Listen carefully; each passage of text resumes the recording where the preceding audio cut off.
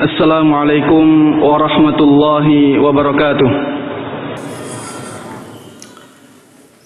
Innal hamdalillah nahmaduhu wa nasta'inuhu wa nastaghfiruh. Segala puji bagi Allah Subhanahu wa taala. Kita selalu memujinya, meminta pertolongan dan ampunan darinya. Wa na'udzu billahi min syururi anfusina wa min sayyiati a'malina, dan kita terus meminta perlindungan kepada Allah Subhanahu wa taala dari keburukan-keburukan kita dan dari keburukan-keburukan amal kita. May yahdihillah fala mudhillalah wa may yudlil fala hadiyalah. Barang siapa yang Allah kehendaki mendapatkan hidayah, maka tidak ada seorang pun yang mampu menyesatkannya. Sebaliknya, barang siapa yang Allah kehendaki tersesat, maka tidak ada seorang pun yang mampu memberikan hidayah kepadanya. Wa nasyhadu an la ilaha illallah wahdahu la syarikalah wa nasyhadu anna Muhammadan abduhu wa rasuluh. Kita semuanya bersaksi bahwa tidak ada sesembahan, tidak ada ilah yang berhak diibadahi kecuali Allah Subhanahu wa taala. Tidak ada sekutu baginya. Dan kita semuanya juga bersaksi bahwa Nabi Muhammad sallallahu alaihi wasallam adalah hamba dan utusan Allah Subhanahu wa taala. Beliau seorang hamba sehingga tidak boleh dituhankan, tidak boleh diibadahi, tidak boleh dijadikan sebagai tujuan permintaan, dan beliau seorang rasul sehingga tidak boleh didustakan. Apapun yang datang dari beliau harus diterima dengan lapang dada dan hati terbuka. Allahumma salli wa sallim wa barik wa an'im ala abdika wa rasulika Muhammadin wa ala alihi wa sahbihi wa man tabi'ahum bi ihsanin ila yaumiddin. Semoga salawat, salam, keberkahan selalu terlimpahkan kepada Nabi kita, Nabi Agung Muhammad sallallahu alaihi wasallam. Begitu pula kepada seluruh keluarga beliau, seluruh sahabat beliau, dan seluruh kaum muslimin yang mengikuti mereka dengan baik hingga hari kiamat. Ikhwati wa akhwati fillah, a'azzani Allah wa iyyakum. Marilah kita terus tingkatkan rasa syukur kita kepada Allah Subhanahu wa taala yang telah memberikan banyak sekali kenikmatan, pertolongan dan taufik kepada kita semuanya, sehingga pada kesempatan yang berbahagia ini kita bisa bertemu muka, berkumpul untuk mengadakan kajian ilmiah, untuk menuntut ilmu agama. Mudah-mudahan amalan yang mulia ini benar-benar kita lakukan ikhlas karena Allah Subhanahu wa taala. Mudah-mudahan Allah lipat gandakan pahalanya, dan mudah-mudahan ilmu yang kita dapatkan diberkahi oleh Allah Subhanahu wa taala.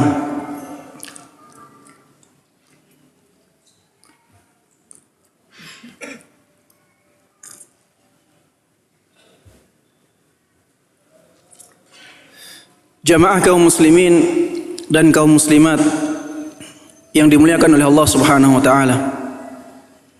Kajian kita pada kesempatan kali ini akan membahas tentang tema yang sangat penting bagi kita semuanya, sangat berhubungan dengan kehidupan kita, meniti hidayah sunnah. Tema ini akan sangat bermanfaat bagi kita, karena dengan tema ini kita akan semangat mempertahankan hidayah yang diberikan oleh Allah Subhanahu wa taala kepada kita semuanya. Meniti hidayah sunnah. Apa yang dimaksud dengan sunnah di sini? Banyak orang bingung karena kata sunnah memiliki banyak makna. Kata sunnah bisa berarti perbuatan yang baik tapi tidak sampai pada derajat wajib. Seperti misalnya salat sunnah rawatib. Kata sunnah di sana berarti amalan ibadah, perbuatan baik yang tidak sampai pada derajat wajib. Kata sunnah juga bisa berarti hadis. Ketika dikatakan dalil kita adalah Alkitab dan As-Sunnah, maka yang dimaksud dengan sunnah di sana adalah hadis Nabi Muhammad sallallahu alaihi wasallam. Dan kata sunnah bisa bermakna semua yang datang dalam Islam, semua yang disyariatkan di dalam Islam bisa bermakna sunnah. Dan ini lawan dari kata bid'ah. Ini banyak dipakai oleh ulama-ulama pakar akidah. Ya, mereka ketika mengatakan ini sunnah, maksudnya adalah ini bukan bid'ah, ini sesuai dengan tuntunan. Dan inilah yang kita maksudkan dalam tema kita ini. Meniti hidayah sunnah adalah meniti hidayah Islam. Meskipun para ulama-ulama salaf dahulu banyak menyebut atau menggunakan istilah sunnah ini untuk menyebut akidah saja, masalah-masalah akidah. Sunnah adalah akidah yang benar, akidah yang lurus, itulah sunnah. Banyak ulama-ulama salaf yang mengkhususkan kata sunnah ini untuk akidah saja, sebagaimana disebutkan oleh Syekhul Islam Ibn Taimiyah rahimahullah.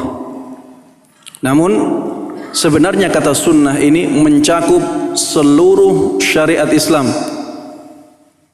Ini yang dimaksud oleh para ulama pakar akidah. Ya, Syekhul Islam Ibn Taimiyah menyebutkan wa lafdzus sunnah fi kalamis salaf yatanawalu sunnah fil ibadat wa fil i'tiqadat. Kata-kata sunnah di dalam perkataan para ulama salaf mencakup sunnah-sunnah dalam ibadah, begitu pula sunnah-sunnah dalam i'tiqad, dalam keyakinan, dalam akidah. Maksudnya semua tuntunan yang dalam ibadah, begitu pula semua yang sesuai tuntunan dalam akidah. Syekhul Islam mengatakan demikian, bahwa istilah sunnah ini mencakup semua yang sesuai tuntunan, baik dalam masalah ibadah maupun dalam masalah akidah. Inilah makna sunnah dalam perkataan para ulama salaf. Kemudian Syekhul Islam Ibn Taimiyah mengatakan, wa in kana katsirun mimman sannafa fis sunnah yaqsuduna al-kalam fil i'tiqadat. Walaupun banyak ulama yang menulis buku-buku akidah, mereka memaksudkan kata sunnah tersebut dalam membicarakan masalah akidah saja. Sehingga bisa diambil kesimpulan bahwa para ulama salaf, ya, mereka memaksudkan kata sunnah ini adalah semua yang sesuai dengan tuntunan Islam, baik dalam masalah ibadah maupun dalam masalah akidah, tapi bisa juga untuk menyebut masalah akidah saja. Jamaah kaum muslimin dan kaum muslimat yang dimuliakan oleh Allah Subhanahu wa taala, hidayah sunnah ini adalah hidayah yang sangat berharga sekali. Ketika kita hidup di zaman akhir ini, di saat banyak sekali hal-hal yang melenceng dari ajaran yang benar, ketika kita masih bisa mengetahui sunnah, mengetahui hidayah yang benar-benar dari Nabi Muhammad SAW, ini merupakan kenikmatan yang sangat besar sekali. Makanya para ulama salaf dahulu sangat menjunjung tinggi nikmat berada di atas sunnah ini. Dikatakan oleh Talhah ibn Ubaidillah Al-Baghdadi, beliau pernah bercerita, wafaqa rukuba Ahmad ibn Hanbal fis safin. Aku pernah berpapasan dengan Imam Ahmad bin Hanbal ketika aku sedang naik kapal. Fakana yutilus sukut, dan beliau ketika itu banyak diam, tidak banyak berbicara. Fa idza takallama qal, apabila beliau berbicara, beliau mengatakan, Allahumma amitna ala sunnati ala al-islami was sunnah. Ya Allah, matikanlah kami di atas Islam dan di atas sunnah. Matikan kami di atas Islam dan di atas sunnah. Ini yang selalu diulang-ulang oleh Imam Ahmad ibn Hanbal, yang menunjukkan betapa besarnya perhatian beliau terhadap nikmat sunnah ini. Karena orang yang tidak meninggal di atas sunnah, dia Islamnya melenceng, Islamnya tidak lurus, tidak sesuai dengan Islam yang dibawa oleh Rasulullah sallallahu alaihi wasallam. Oleh karenanya kenikmatan Islam tidak akan sempurna kecuali apabila seseorang berada di atas sunnah, di atas akidah yang benar, di atas tuntunan Nabi Muhammad sallallahu alaihi wasallam. Imam Ahmad ibn Hanbal rahimahullah juga pernah mengatakan, man mata 'alal islami was sunnah mata 'alal khairi kullih. Barang siapa yang mati di atas Islam dan di atas sunnah, maka dia benar-benar mati di atas semua kebaikan. Fudail ibn Iyad rahimahullah, beliau juga pernah mengatakan, man mata tuba liman mata 'alal islami was sunnah. Sungguh beruntung orang yang meninggal di atas Islam dan di atas sunnah. Imam Malik rahimahullah juga pernah mengatakan, man mata 'ala sunnah falyubashshir. Barang siapa yang meninggal di atas sunnah, maka bergembiralah, berbahagialah, maka tenanglah. Inilah perkataan para ulama-ulama di zaman salaf yang menunjukkan betapa tingginya perhatian mereka terhadap sunnah ini. Oleh karenanya, hendaknya kita sebagai kaum muslimin mempertahankan hidayah sunnah ini. Hidayah berada di atas tuntunan Nabi Muhammad sallallahu alaihi wasallam, di atas Islam yang lurus. Dan untuk mempertahankan hidayah sunnah ini, kita harus melakukan usaha-usaha yang membantu kita untuk ke sana. Yang pertama, ketika kita sudah mengetahui sunnah, mengetahui tuntunan Islam yang benar sebagaimana dibawa oleh Rasulullah sallallahu alaihi wasallam, sebagaimana dipahami oleh para sahabat Nabi Muhammad sallallahu alaihi wasallam, maka lakukanlah dengan ikhlas karena Allah Subhanahu wa taala.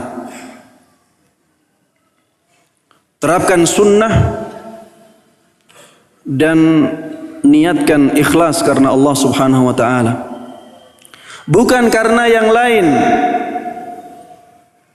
bukan karena tujuan duniawi, bukan karena agar dipuji orang lain, tapi lakukanlah karena mengharap pahala dari Allah Subhanahu wa taala. Dengan keikhlasan inilah seseorang benar-benar akan tegar ketika menerapkan sunnah dalam kehidupannya, karena dia tidak peduli lagi dengan manusia. Yang dia harapkan adalah pahala dari Allah Subhanahu wa taala. Dengan demikian, orang akan benar-benar teguh di atas sunnah walaupun banyak aral melintang di hadapan dia, walaupun banyak ujian, dia akan tetap memegang teguh sunnah tersebut, karena memang dia tidak mengharapkan apapun kecuali pahala dari Allah Subhanahu wa taala. Dengan ikhlas inilah seseorang akan ringan menjalankan sunnah Nabi Muhammad sallallahu alaihi wasallam. Karena orang-orang yang menerapkan sunnah di dalam dirinya, dia akan banyak mendapatkan ujian. Dan ini sunnatullah. Ini yang terjadi di muka bumi. Semua orang yang memperjuangkan sunnah Nabi Muhammad sallallahu alaihi wasallam, menerapkan sunnah-sunnah beliau, ajaran-ajaran beliau dalam dirinya, dia akan mendapatkan banyak ujian, sebagaimana dahulu dialami oleh Nabi Muhammad sallallahu alaihi wasallam. Ketika Rasulullah sallallahu alaihi wasallam menyebarkan risalah Islam, beliau mendapatkan banyak ujian. Di Mekah, ya, beliau dibuli, dikatakan sebagai tukang sihir, dikatakan sebagai pembohong, dikatakan sebagai majnun, orang yang tidak waras. Dibuli oleh masyarakat beliau sendiri. Pemuka-pemuka kaum selalu menjelek-jelekan beliau. Begitu pula orang yang menerapkan sunnah dalam dirinya akan dituduh dengan tuduhan yang macam-macam. Dan ini yang terjadi. Dikatakan ekstrim, dikatakan memecah belah umat. Subhanallah, di zaman Nabi Muhammad sallallahu alaihi wasallam, Rasul beliau juga dituduh dengan tuduhan ini. Dituduh dengan tuduhan memecah belah barisan kaum Quraisy. Beliau juga dituduh menghina pemuka-pemuka kaum ketika itu, merendahkan kedudukan mereka.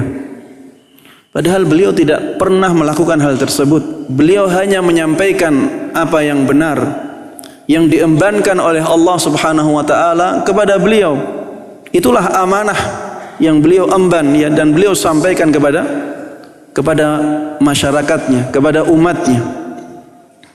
Namun apa yang terjadi? Beliau dituduh dengan tuduhan-tuduhan yang zalim, yang buruk. Orang yang mengikuti jalan Nabi Muhammad sallallahu alaihi wasallam akan mengalami hal yang sama. Oleh karenanya, orang-orang yang demikian membutuhkan keteguhan yang kuat. Di antara cara untuk mencapai ke sana adalah mengikhlaskan perjuangan tersebut karena Allah Subhanahu wa taala. Semakin berat suatu cobaan, maka pahalanya akan semakin besar di sisi Allah Subhanahu wa taala. Orang yang ikhlasnya tinggi, dia tidak akan memperdulikan pandangan manusia kepada dia. Tapi yang dia lihat adalah pandangan Allah Subhanahu wa taala terhadap dirinya. Kalau dia merasa bahwa dalam pandangan Allah dia baik, dia sudah tidak pedulikan pandangan manusia. Karena kerelaan semua manusia adalah tujuan yang mustahil diraih. Sebagaimana perkataan Imam Syafi'i rahimahullah, ridhan nas ghayatun la tudrak. Kerelaan semua manusia adalah tujuan yang tidak mungkin dicapai. Oleh karenanya, ketika kita menerapkan sunnah, kemudian banyak orang yang tidak senang dengan kita, abaikan. Yang penting kita baik di mata Allah Subhanahu wa taala, dan yang penting kita berusaha berbuat baik kepada orang yang ada di sekitar kita semampu kita. Mereka butuh pertolongan, kita bantu. Kita juga harus berakhlak mulia terhadap mereka. Ini yang pertama, ikhlaskan amalan meniti hidayah tersebut karena Allah Subhanahu wa taala. Dan ingatlah, semakin berat rintangan-rintangan yang kita hadapi, maka pahala kita akan semakin besar di sisi Allah Subhanahu wa taala. Kemudian yang kedua, agar kita bisa menjaga hidayah sunnah yang Allah berikan kepada kita, tuntutlah ilmu agama secara kontinu. Tuntutlah ilmu agama secara kontinu. Jangan berhenti. Karena dengan ilmu agama inilah kita akan semakin tahu jalan-jalan kebaikan. Semakin banyak jalan-jalan kebaikan yang kita ketahui, dan semakin banyak jawaban-jawaban untuk syubhat-syubhat yang datang kepada kita. Syubhat adalah perkataan atau logika-logika yang rancu, yang dikemas secantik mungkin, seindah mungkin, sehingga terlihat itu kebenaran, padahal itu sebenarnya adalah kebatilan. Banyak orang yang merangkai kebatilannya dan ditampakkan sebagai suatu kebenaran. Ketika kita semangat menuntut ilmu agama dan kita lakukan secara kontinu, ilmu agama akan banyak kita dapatkan. Dan dengan demikian kita banyak bisa menjawab ya syubhat-syubhat yang datang kepada kita. Dengan kemampuan kita menjawab syubhat-syubhat tersebut, kita akan semakin kokoh, semakin teguh berjalan di atas sunnah Nabi Muhammad sallallahu alaihi wasallam. Inilah pentingnya menuntut ilmu agama. Karena memang agama Islam sangat menjunjung tinggi bukti ilmiah. Agama Islam adalah agama yang dibangun di atas ilmu. Makanya agama Islam memerangi khurafat, memerangi tahayyul. Agama Islam memerangi amalan-amalan yang tidak ada tuntunannya, tidak ada dasarnya, tidak ada dalilnya. Karena memang agama Islam sangat menjunjung tinggi bukti ilmiah. Bahkan dalam masalah dunia pun demikian. Dalam masalah dunia demikian. Kita tidak boleh, ya misalnya, meyakini bahwa batu bisa mendatangkan kesehatan kalau tidak terbukti secara ilmiah. Kita tidak boleh meyakini bahwa air tertentu, air putih bisa mendatangkan kesehatan kalau tidak terbukti secara ilmiah. Kalau ada bukti ilmiahnya baru bisa kita lakukan, walaupun ini masalah dunia. Kepercayaan-kepercayaan yang berhubungan dengan dunia di dalam Islam kalau tidak terbukti secara ilmiah tidak boleh dilakukan. Di zaman dulu ada kepercayaan-kepercayaan jangan membersihkan rumah, menyapu rumah di malam hari. Karena apa? Keyakinannya karena rizkinya akan seret. Berhubungan dengan masalah dunia. Tapi ini tidak ada bukti ilmiahnya. Tidak ada bukti ilmiahnya, dalilnya tidak ada, secara logika pun tidak masuk akal. Seperti ini tidak boleh diambil di dalam Islam. Ada kepercayaan kalau ada kupu ya datang ke rumah, nanti biasanya akan datang tamu. Ini tidak ada dalilnya. Bukti ilmiah secara logika pun tidak ada. Tidak boleh kita percaya dengan kepercayaan seperti itu, walaupun berhubungan dengan dunia. Karena memang Islam mengajarkan semua yang terbukti secara ilmiah. Kalau tidak terbukti secara ilmiah, maka tidak boleh dilakukan di dalam Islam.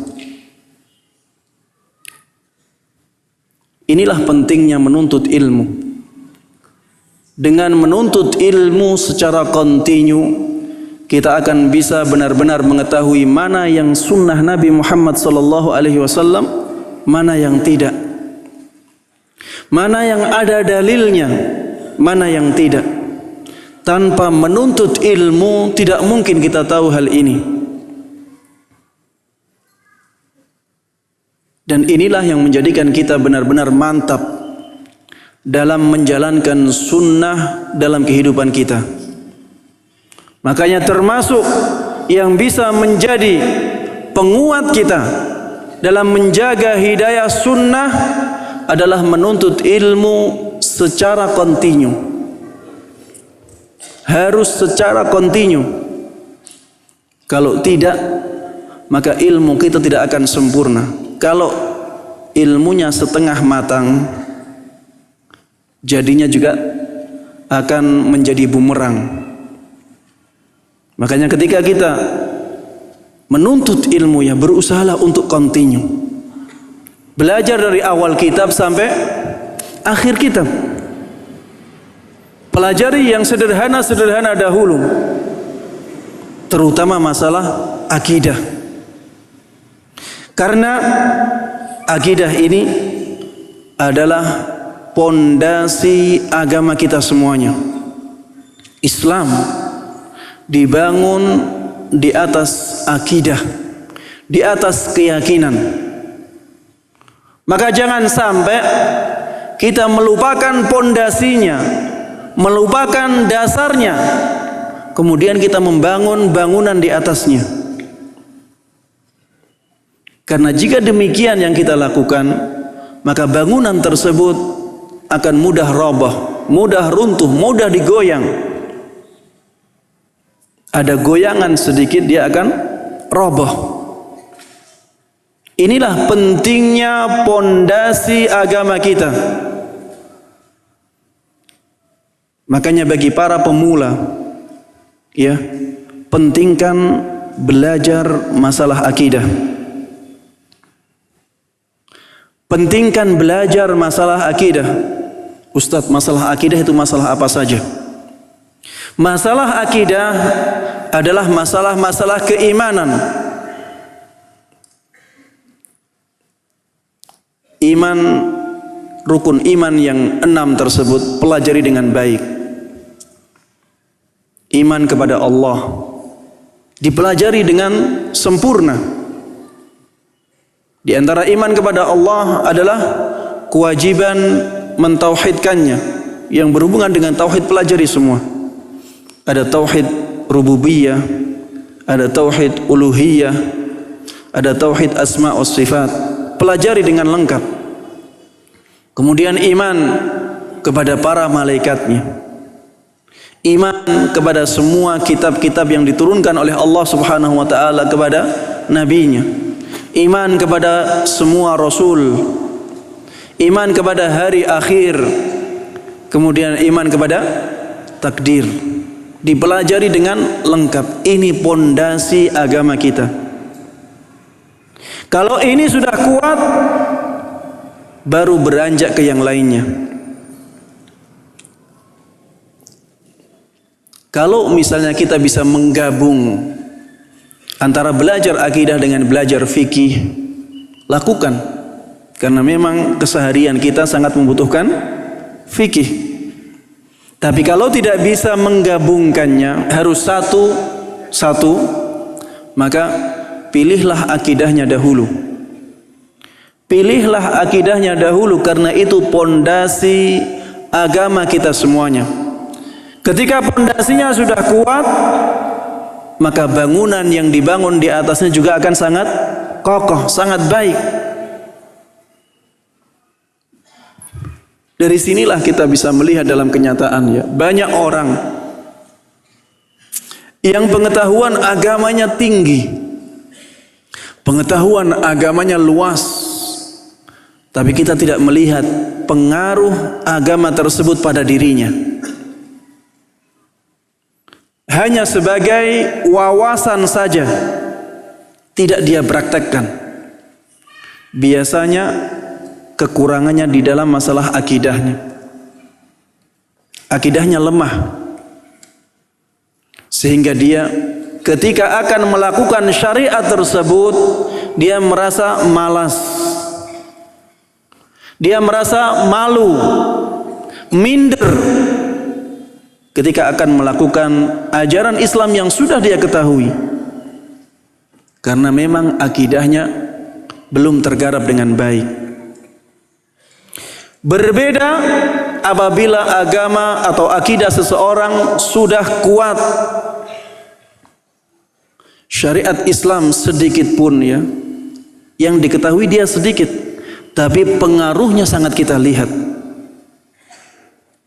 Ngaji baru setahun, tapi pengaruh agama Islam sangat tampak pada dirinya. Itu karena apa? Karena memang akidahnya sudah tergarap dengan baik. Dan inilah yang dilakukan oleh Rasulullah sallallahu alaihi wasallam. Ketika Rasulullah sallallahu alaihi wasallam berdakwah di Makkah, yang beliau garap dahulu adalah masalah akidah, masalah keimanan. Lihat ayat-ayat Al-Quran yang turun di Makkah sebelum hijrahnya Nabi Muhammad sallallahu alaihi wasallam.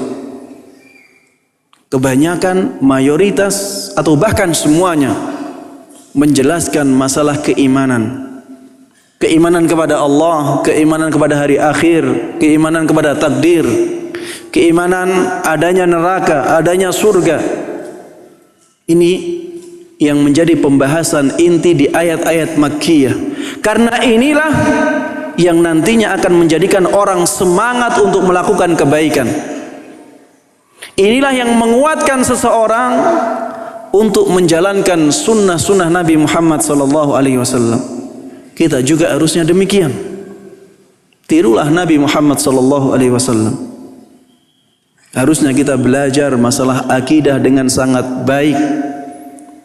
Jangan sampai akidahnya dilalaikan, tapi sudah beralih ke fikih-fikih yang mungkin, ya, kurang kita butuhkan. Tapi masalah akidah ini sangat kita butuhkan, ya. Belajarlah secara kontinu. Kemudian pentingkan masalah akidah.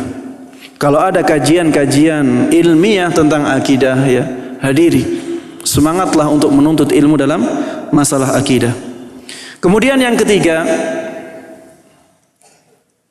yang bisa menjadikan kita kuat, teguh dalam meniti hidayah sunnah adalah mencari rujukan ilmu yang tepat.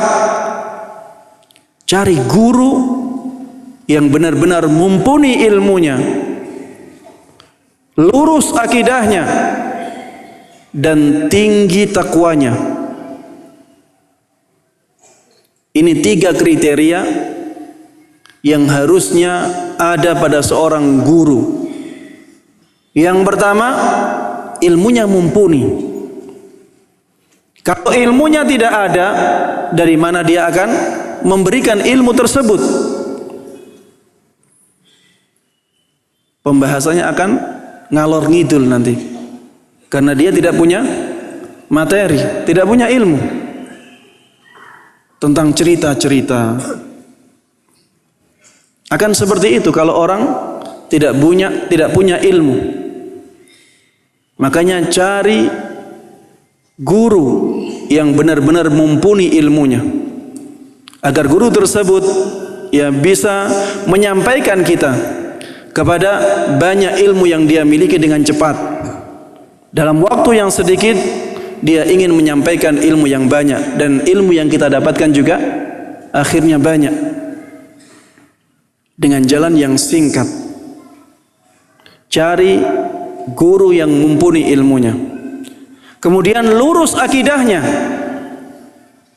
karena kalau akidahnya tidak lurus, padahal ini dasar agama dia, maka bangunan syariat yang dibangun di atasnya akan rusak juga. Apalagi masalah akidah ini masalah terpenting dalam Islam.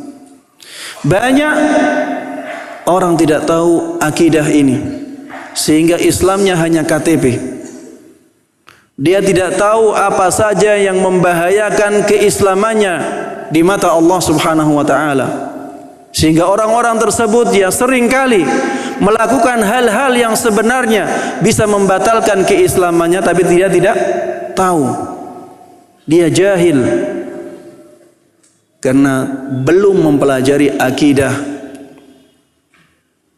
Walaupun orang pintar ya, pengetahuan tentang syariatnya banyak, tapi kalau akidahnya ini tidak lurus, maka syariatnya juga akan terganggu.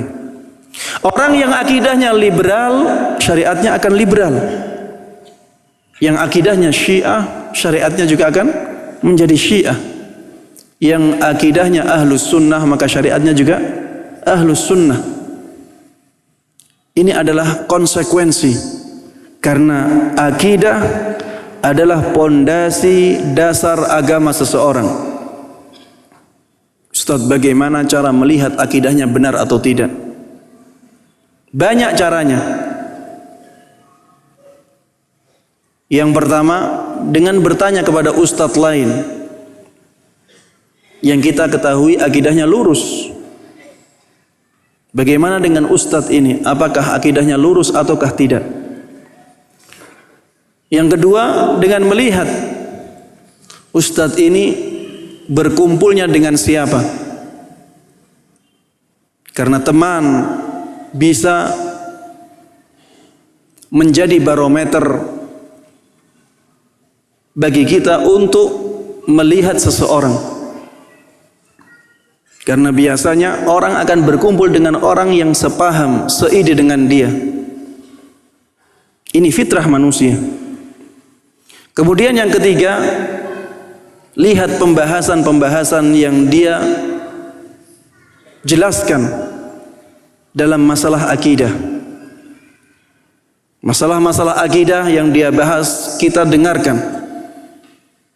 Kalau belum tahu, ya maka jangan seperti ini, ya. Kita bertanya kalau belum tahu. Belum tahu pembahasan masalah akidah. Tapi biasanya akidah-akidah yang ma'ruf itu terlihat. Misalnya masalah sahabat. Bagaimana dia menjelaskan masalah sahabat. Kalau dia merendahkan para sahabat Nabi Muhammad SAW, maka bisa dipastikan dia akidahnya melenceng.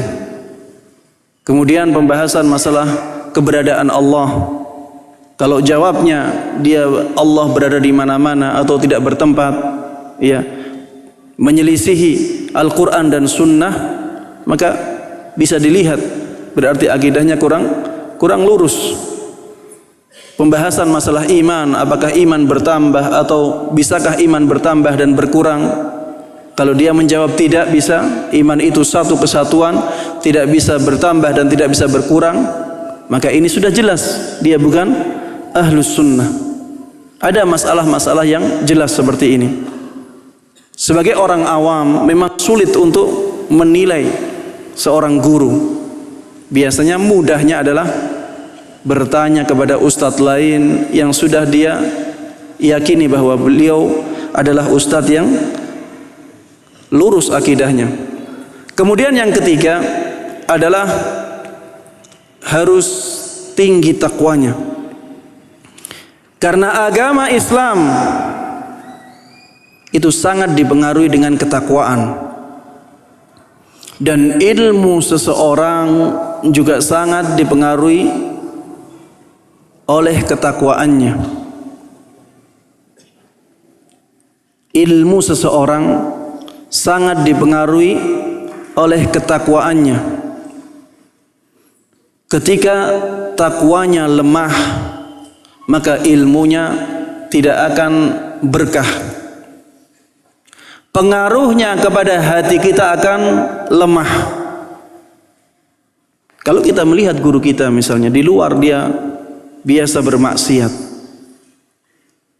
secara naluri kita tidak cocok dengan guru tersebut.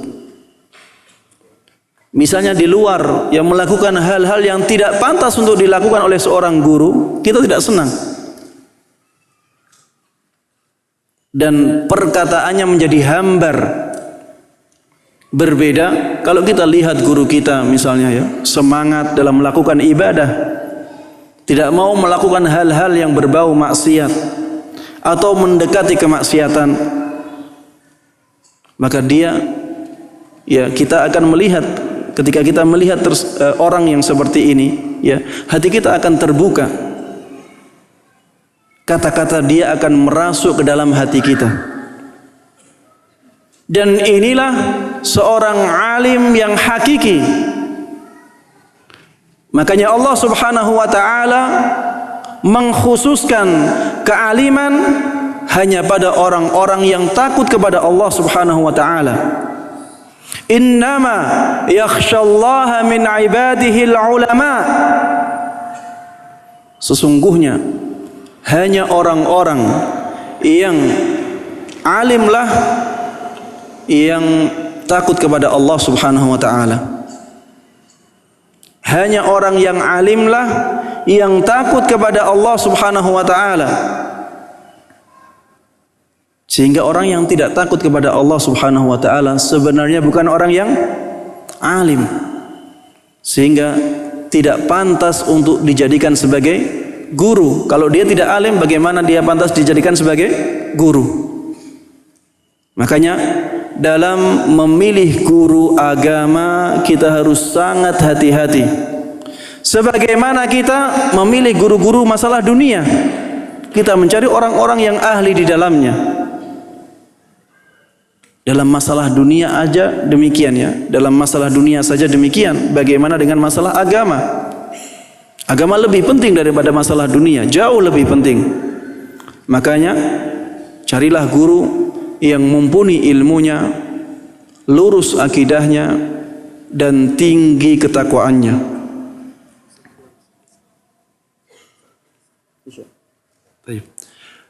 Karena waktu sudah isya ya, insyaallah kita lanjutkan kajian ini setelah sholat isya. Mudah-mudahan yang kita dapatkan pada kajian ini bermanfaat bagi kita semuanya. Mudah-mudahan diberkahi oleh Allah Subhanahu wa taala, dan mudah-mudahan bisa kita terapkan dalam kehidupan kita. Wallahu taala a'lam, wa sallallahu wasallam wa baraka ala nabiyyina Muhammadin wa ala alihi wa sahbihi wa man tabi'ahum bi ihsanin ila yaumiddin. Walhamdulillahi rabbil alamin. Bismillahirrahmanirrahim. Assalamualaikum warahmatullahi wabarakatuh. Alhamdulillahi rabbil alamin.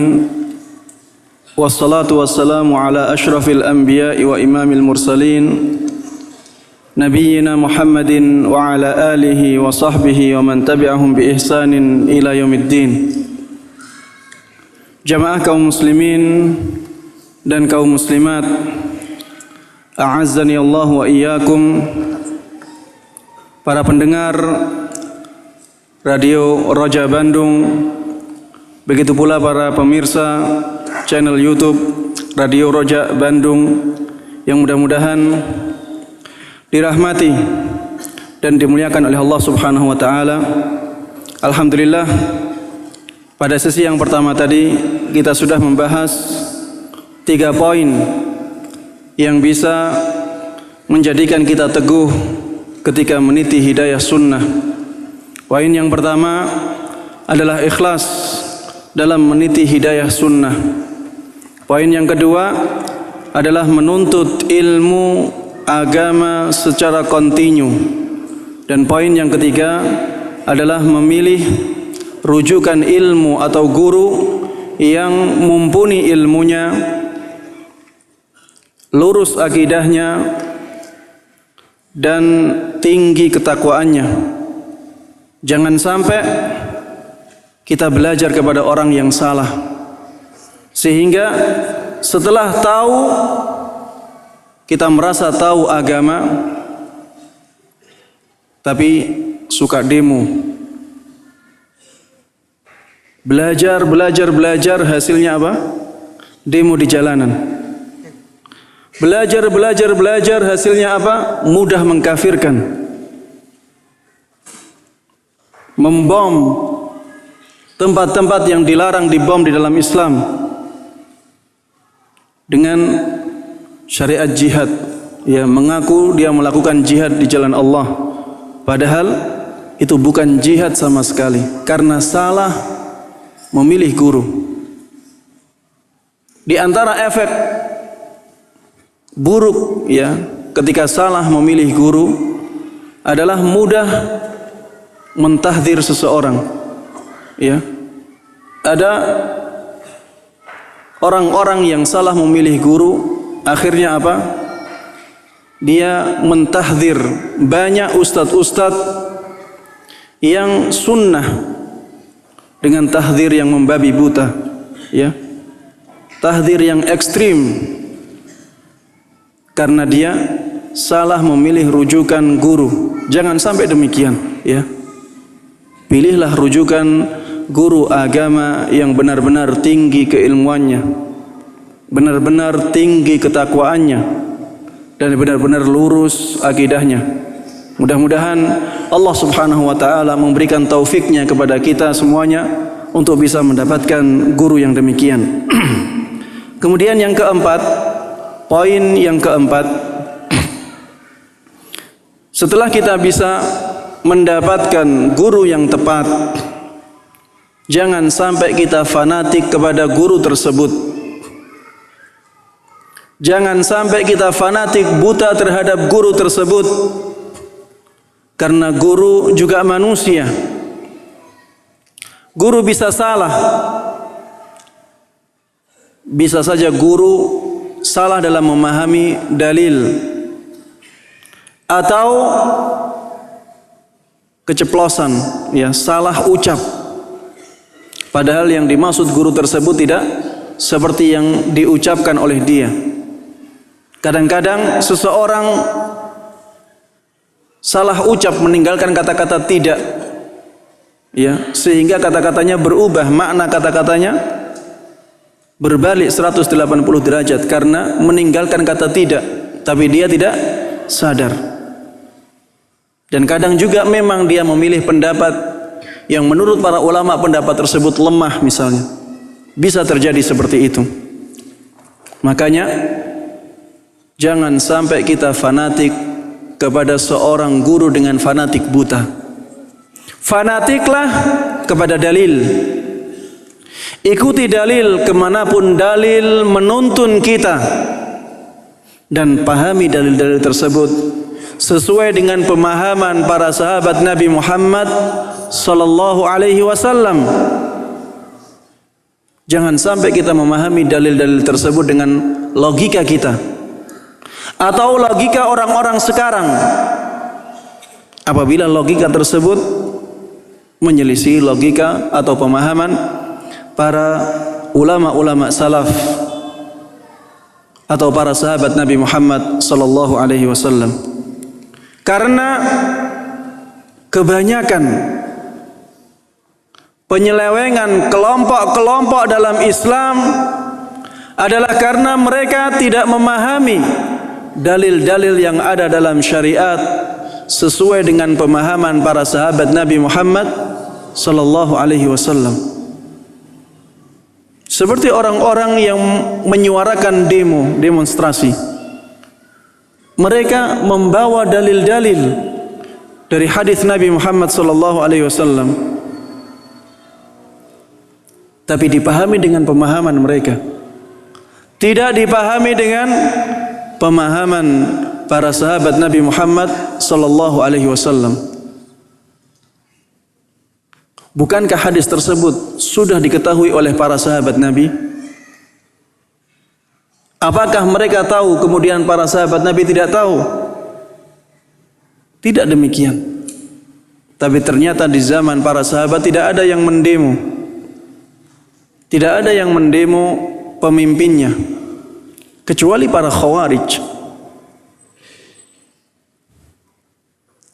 Makanya jangan sampai kita fanatik kepada seorang ustadz, karena ustadz adalah manusia, bisa salah.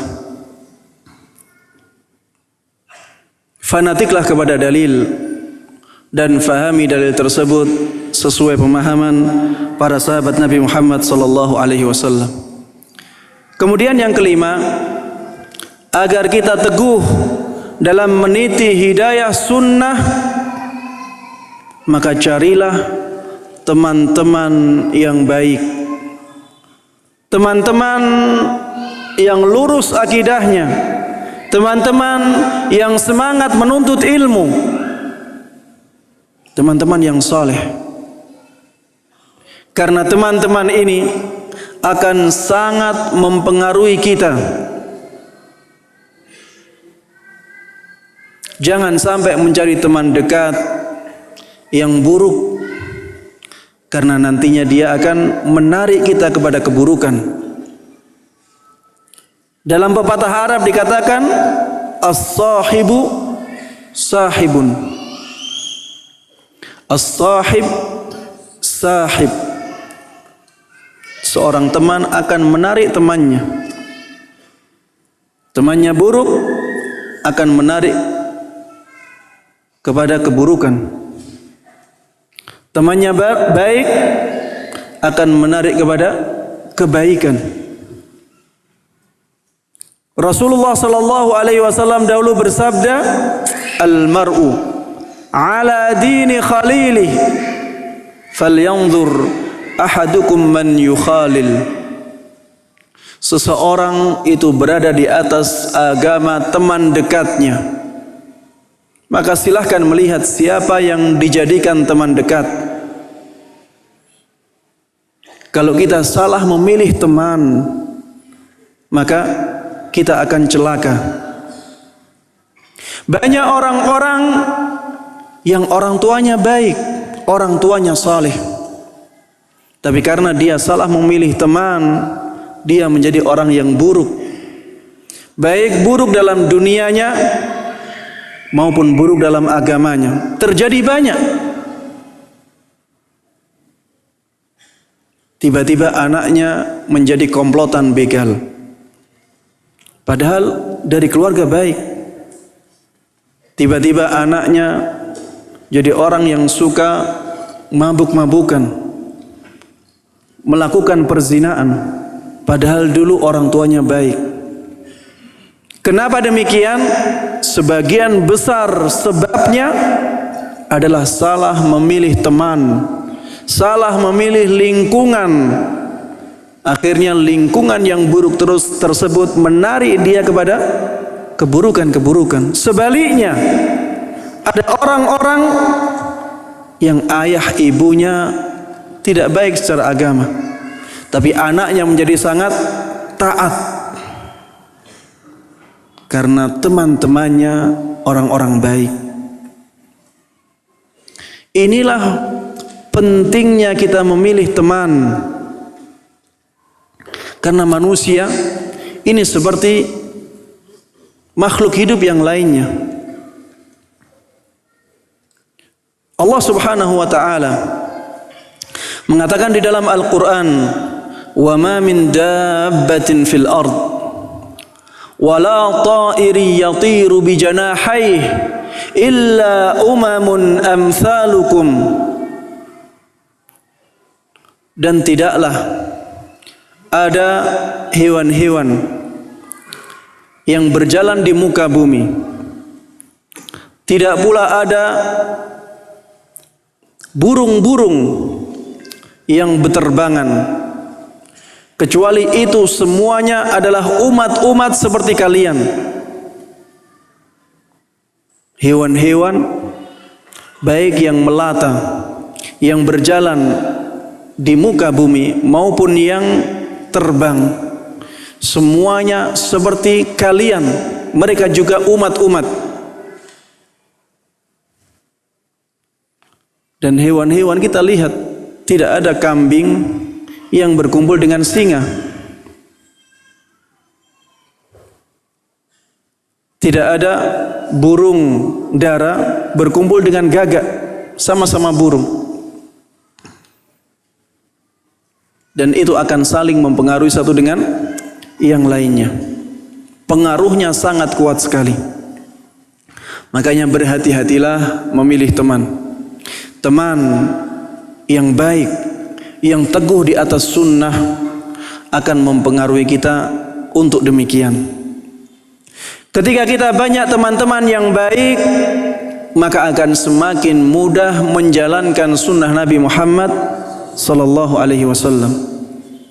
Karena kita akan merasa banyak teman dan merasa banyak yang membantu. Tidak merasa asing. Inilah fungsinya teman yang baik. Ketika teman-teman tersebut menguatkan kita, maka kita akan semakin teguh di atas hidayah sunnah. Kemudian yang keenam, ketika masih belajar, jauhi perdebatan. Jauhi perdebatan. Belajarlah secara kontinu. Terus menerus, jauhi perdebatan. Yang penting belajar. Perdebatan hanya akan mengeraskan hati. Apalagi di zaman ini. Zaman di mana perdebatan hanya untuk mengalahkan lawannya. Jarang sekali perdebatan dibuat untuk sampai kepada kebenaran, untuk mencapai kesimpulan yang baik, kesimpulan yang disepakati oleh dua belah pihak ya. Jarang sekali. Jarang sekali ada orang yang berdebat niatnya tulus untuk mencari kebenaran. Jarang ada orang yang seperti Imam Syafi'i rahimahullah. Ma nadhartu ahadan illa 'alan nasihah. Beliau mengatakan, aku tidak pernah mendebat seseorang kecuali untuk tujuan menasihati dia. Beliau juga mengatakan, ma nadhartu ahadan 'alal ghalabah. Tidak pernah sekalipun aku mencari kemenangan dari debatku. Bahkan beliau pernah mengatakan, ya, tidak pernah aku mendebat seseorang kecuali aku berharap bahwa orang yang aku debat itu dibantu oleh Allah, dibenarkan perkataannya dan diberikan taufik oleh Allah Subhanahu wa taala. Dalam perkataan beliau yang lain, aku tidak pernah mendebat seseorang kecuali aku tidak peduli apakah kebenaran ditampakkan oleh Allah Subhanahu wa taala melalui lisanku ataukah melalui lisan dia. Sedikit orang yang seperti ini, apalagi di zaman ini. Maka jauhi perdebatan. Dengan menjauhinya, tapi kita terus menuntut ilmu, maka ilmu kita akan semakin bertambah dan syubhat-syubhat yang datang kepada kita akan terjawab dengan sendirinya. Tidak usah banyak berdebat. Tuntutlah ilmu sebaik mungkin. Waktu kita tidak banyak. Apalagi di dalam kenyataannya, kebanyakan dari manusia tersibukkan dengan pekerjaan, mencari nafkah. Untuk mencari ilmu, ya waktunya sedikit. Untuk apa kita gunakan untuk perdebatan? Apakah perdebatan lebih penting dari mencari ilmu? Tidak. Mencari ilmu jauh lebih penting dari perdebatan. Dan jangan sampai kita menjadi orang-orang yang merasa aman dari syubhat, kemudian masuk ke situs-situs yang biasanya membawa syubhat, mencari video-video yang banyak syubhatnya, tujuannya untuk membantahnya. Ini bisikan iblis. Ini godaan syaitan. Karena syaitan ingin menjerumuskan kita dengan syubhat-syubhat tersebut. Dengan memberikan ketenangan kepada kita, kamu sudah banyak ilmu, sekarang mulai jawablah syubhat-syubhat mereka. Padahal ini perangkap, ya. Banyak orang yang asalnya merasa mampu menjawab syubhat, merasa punya ilmu, kemudian termakan oleh syubhat yang inginnya dia jawab. Dia tidak punya jawabannya. Akhirnya apa? Akhirnya terbawa oleh syubhat tersebut. Jangan merasa aman, ya. Tapi jauhi perdebatan, jauhi syubhat. Kalau ada syubhat datang, baru dijawab. Jangan mencari-cari. Jangan mencari musuh. Tapi kalau ada musuh datang, lawan. Ini prinsipnya, ya. Ustaz, bagaimana kalau ada syubhat datang, kita tidak mencarinya dan kita tidak mampu menjawab? Tanya ke ustaz, bagaimana menjawab syubhat ini agar mendapatkan jawaban dari syubhat tersebut, ya. Atau cari, ya, searching di internet, ya, bagaimana menjawab syubhat ini. Kalau tidak dapat dan kurang mantap, bertanyalah kepada ustadz yang mumpuni ilmunya dalam masalah itu, sehingga bisa menjawab syubhat dengan baik. Kemudian yang ketujuh, imbangi ilmu dengan ibadah. Ketika kita sudah mencari ilmu, sudah menetapkan guru yang tepat, amalkan ilmu yang kita dapatkan. Karena ilmu tanpa diamalkan tidak berguna. Karena amalan ini ibarat buah. Kalau ada seseorang menanam pohon mangga, kemudian mangga tersebut tidak mengeluarkan buah, maka dia gagal. Karena tujuan dia adalah untuk memetik buahnya. Begitu pula orang yang menuntut ilmu. Kalau ternyata dia tidak mengimbangi ilmunya dengan amalan, maka dia orang yang gagal dalam menuntut ilmunya. Karena ilmu tidaklah dia cari kecuali untuk memetik buahnya, yaitu amalan. Bahkan nanti di akhirat seseorang akan ditanya. Salah satu pertanyaannya adalah tentang ilmunya. Mana ilmu yang sudah diamalkan?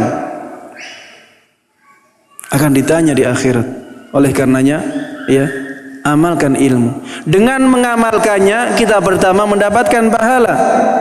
Yang kedua, ilmu kita akan benar-benar menancap di hati kita. Saya misalkan, ya, contoh mudahnya adalah zikir pagi dan sore. Tidak usah kita hafalkan. Kalau kita amalkan terus-menerus, lama-lama hafal sendiri. Zikir setelah sholat, tidak usah kita menghafalkan. Kita baca, lama-lama hafal. Begitu pula dengan ilmu-ilmu ini. Kalau kita amalkan, maka kita akan mendapatkan ilmu yang kuat. Dahulu para ulama salaf sangat semangat untuk menerapkan ilmunya. Bahkan Imam Ahmad rahimahullah, ya, beliau pernah mendapatkan hadis tentang keutamaan memerdekakan budak. Dan beliau orang yang miskin. Saking semangatnya mengamalkan ilmunya, beliau sampai menabung dalam waktu yang lama. Akhirnya beliau bisa mendapatkan uang untuk membeli seorang budak. Dan akhirnya beliau beli budak dan beliau merdekakan. Untuk apa? Untuk menerapkan ilmunya. Semangat. Inilah yang harusnya kita lakukan, ya. Jangan menuntut ilmu, tapi tidak dipraktekkan. Apa gunanya? Dan ini juga menjadi sebab kita kuat dalam meniti hidayah sunnah. Semakin banyak ilmu yang kita terapkan, maka Allah Subhanahu wa ta'ala akan semakin menambah ilmu kita. Semakin tinggi ilmu kita, maka kita akan semakin kuat dalam berpegang teguh dengan sunnah Nabi Muhammad sallallahu alaihi wasallam. Yang kedelapan, imbangi ilmu dengan akhlak. Akhlak juga merupakan sisi pengamalan ilmu yang sangat penting sekali. Dengan akhlak yang mulia inilah kita bisa mengobati kemarahan-kemarahan orang yang tidak sependapat dengan kita.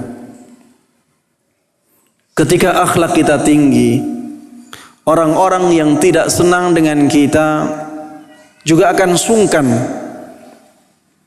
untuk melawan kita, untuk mengganggu kita, untuk memusuhi kita. Dan akhlak ini merupakan sesuatu yang sangat mulia. Banyak orang yang membawa kebatilan, tapi diterima oleh masyarakat karena akhlaknya. Banyak sekali ini terjadi. Yang dia bawa kebatilan, sesuatu yang bertentangan dengan Islam, tapi karena akhlaknya sangat tinggi kepada manusia, kebatilan tersebut menyebar dengan baik, diterima oleh masyarakat. Sebaliknya, banyak orang membawa kebenaran, tapi karena akhlaknya buruk, akhlaknya lemah, akhirnya kebenaran tersebut tidak diterima oleh masyarakat. Jamaah kaum muslimin dan kaum muslimat yang dimuliakan oleh Allah Subhanahu wa ta'ala, ketika akhlak kita mulia, akhlak kita tinggi, kemudian masyarakat menerima kebenaran yang kita sebarkan, kebaikan yang kita sebarkan di tengah-tengah masyarakat, kita akan semakin kuat dalam meniti hidayah sunnah ini, semakin ringan karena semakin banyak teman. Makanya termasuk di antara sebab teguhnya seseorang di atas sunnah adalah akhlaknya yang mulia.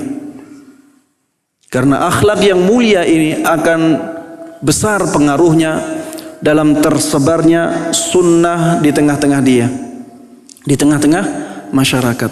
Makanya Rasulullah sallallahu alaihi wasallam orang yang akhlaknya sangat tinggi.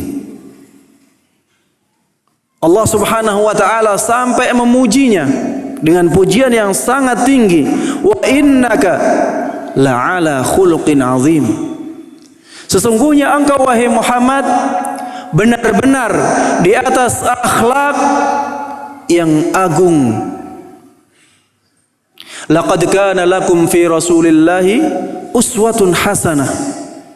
Sungguh ada pada diri Rasulullah sallallahu alaihi wasallam suri tauladan yang baik, karena beliau berakhlak mulia. Fabima rahmatin minallahi lintalahum walau kunta faddan ghalidhal qalbi lang faddu min haulik. Dengan rahmat Allah engkau bisa bersikap lemah lembut kepada mereka. Kalau engkau kata-katanya kasar, hatinya keras, maka orang-orang tersebut akan lari darimu.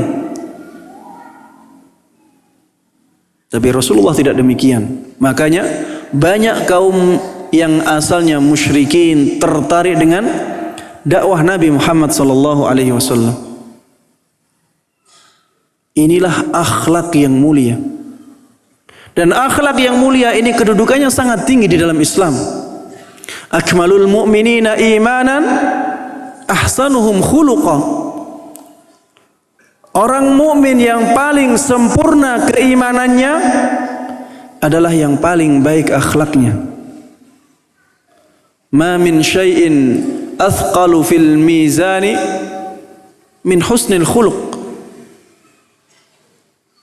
Tidak ada sesuatu yang lebih berat timbangannya melebihi akhlak yang mulia.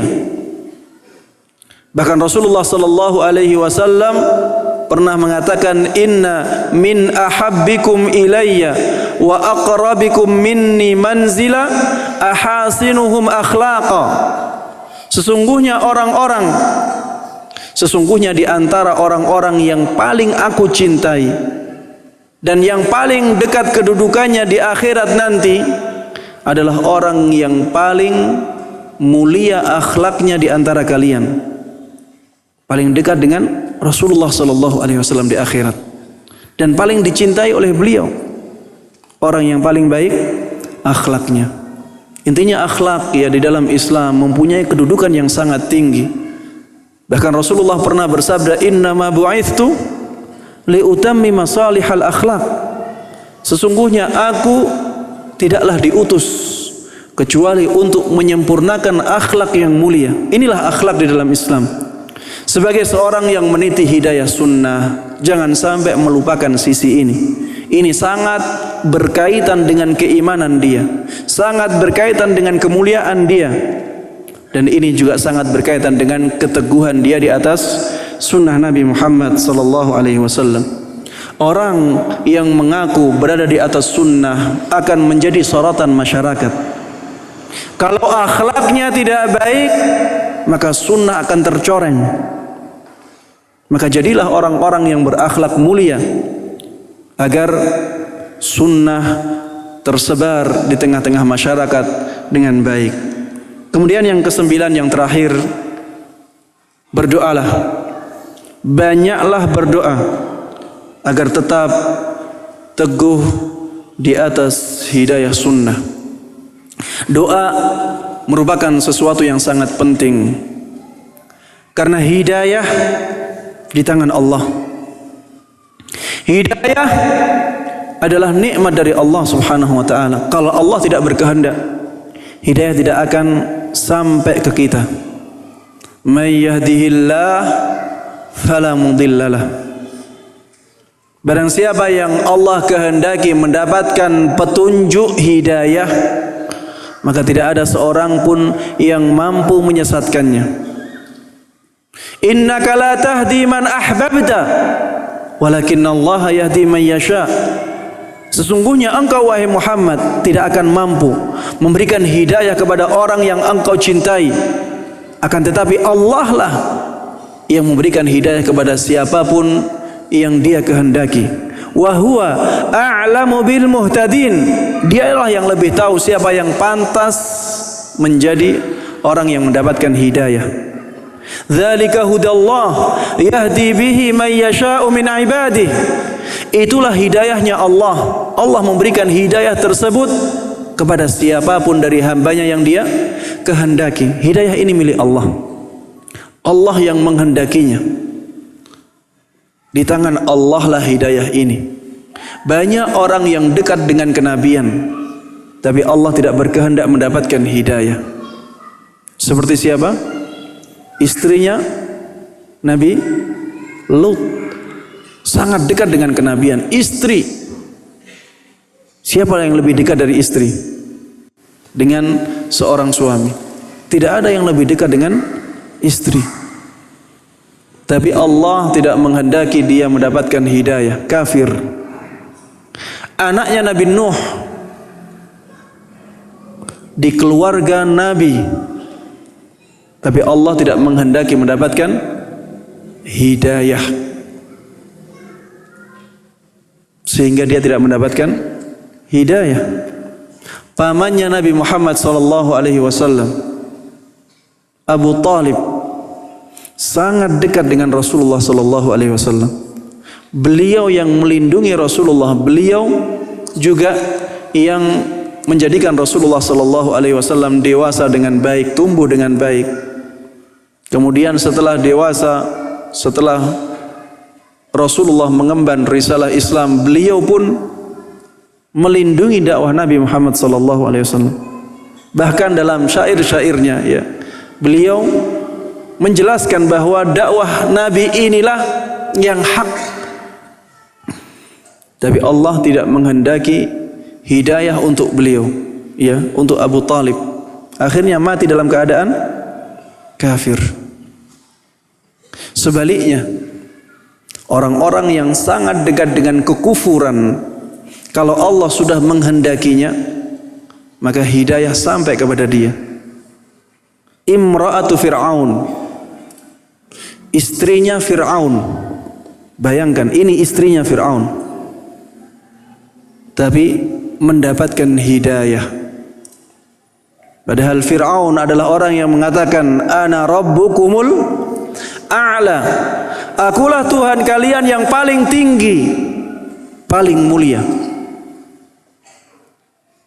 Tapi istrinya ada yang mukmin, ada yang mendapatkan hidayah.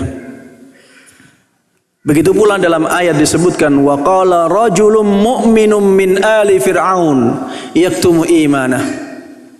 Ada seseorang dari keluarga Fir'aun, seorang laki-laki,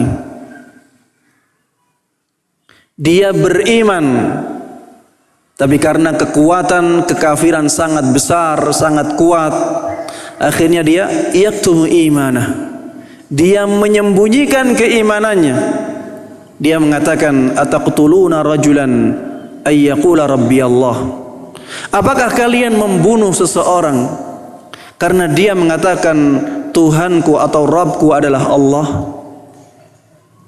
Ini dikatakan oleh Allah Subhanahu wa taala min ali Fir'aun, dari keluarga Fir'aun. Tapi Allah menghendakinya beriman. Di zaman Nabi Muhammad sallallahu alaihi wasallam, banyak sahabat beliau yang dari keluarga kafir, tapi menjadi pejuang-pejuang Islam. Bahkan ada di antara mereka yang ketika perang membunuh siapa? Membunuh ayahnya. Karena ayahnya sudah menyerang, ingin membunuh anaknya. Inilah hidayah. Hidayah itu di tangan Allah Subhanahu wa taala. Ketika Allah berkehendak, maka Allah akan membuka hati seseorang dan seseorang tersebut akan menerima hidayah. Di zaman sekarang pun demikian, ya. Kita lihat ada orang-orang yang dulunya bejat. Selama hidupnya ketika dia muda, dia berlumuran dosa. Tapi datang waktu di mana hatinya terketuk dengan hidayah. Akhirnya menjalankan sunnah Nabi Muhammad SAW dan melindungi dakwah sunnah. Kita dapat di banyak tempat. Ada juga anak-anak dari orang-orang yang masih berlumuran kesyirikan, masih jauh dari sunnah, tapi anak-anaknya sudah menjadi anak-anak yang saleh. Karena Allah menghendaki hidayah ini untuk mereka. Karena hidayah di tangan Allah, maka teruslah berdoa, teruslah meminta kepada Allah Subhanahu wa taala agar Allah meneguhkan hati kita. Teruslah berdoa dengan doanya Rasulullah sallallahu alaihi wasallam, ya muqallibal qulub, tsabbit qalbi ala dinik. Wahai zat yang membolak-balikkan hati, teguhkanlah aku di atas agamamu. Di antara doa yang sangat sering dipanjatkan oleh Rasulullah sallallahu alaihi wasallam adalah doa ini. Berdoalah dengan doanya Imam Ahmad ibn Hanbal rahimahullah. Allahumma amitni ala al-islami was sunnah. Ya Allah, wafatkan aku, matikan aku di atas Islam dan sunnah, agar kita menjadi orang-orang yang selamat, orang-orang yang bahagia di dunia dan di akhirat. Demikian yang bisa Ana sampaikan dalam kajian ini, ya. Mudah-mudahan bermanfaat bagi kita semuanya. Mudah-mudahan diberkahi oleh Allah Subhanahu wa taala dan mudah-mudahan bisa kita terapkan dalam kehidupan kita. Wallahu taala a'lam wa sallallahu wa sallama wa baraka ala nabiyyina Muhammadin wa ala alihi wa sahbihi wa man tabi'ahum bi ihsanin ila yaumiddin. Walhamdulillahi rabbil alamin. Assalamualaikum warahmatullahi wabarakatuh. Waalaikumsalam warahmatullahi wabarakatuh. Orang tua saya setiap ada acara besar di rumah ketika musim hujan, mereka selalu memasak air yang di dalam airnya dimasukkan batu kecil-kecil hingga acara di rumah selesai. Sebelum api dihidupkan, orang tua membaca syahadat, ta'awudz dan basmalah. Apakah ini salah satu perbuatan musyrik? Lalu bagaimana saya menjelaskannya biar tidak menyinggung perasaannya?